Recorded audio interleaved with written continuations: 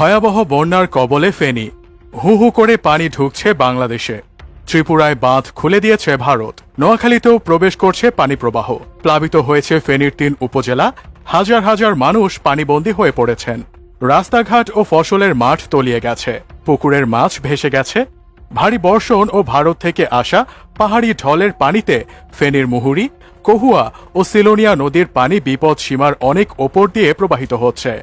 নদীর পানি উপচে বন্যা পরিস্থিতির অবনতি ঘটিয়েছে বলে জানাচ্ছেন স্থানীয়রা। পরশুরামে বন্যায় ভেসে গিয়ে নিখোঁজের খবরও শোনা যাচ্ছে। ফেনী পরশুরাম আঞ্চলিক সড়কে সব ধরনের যানবাহন চলাচল বন্ধ রয়েছে। কয়েকটি ডিঙি নৌকায় লোকজনকে উদ্ধার করে আশ্রয় কেন্দ্রে নেওয়া হলেও নৌকার পরিমাণ প্রয়োজনের তুলনায় নগণ্য। তাই বেশিরভাগ মানুষ এখনও পানিবন্দী। দুর্গতদের উদ্ধারে ফায়ার সার্ভিসের কর্মীরা কাজ করছেন। সহযোগিতায়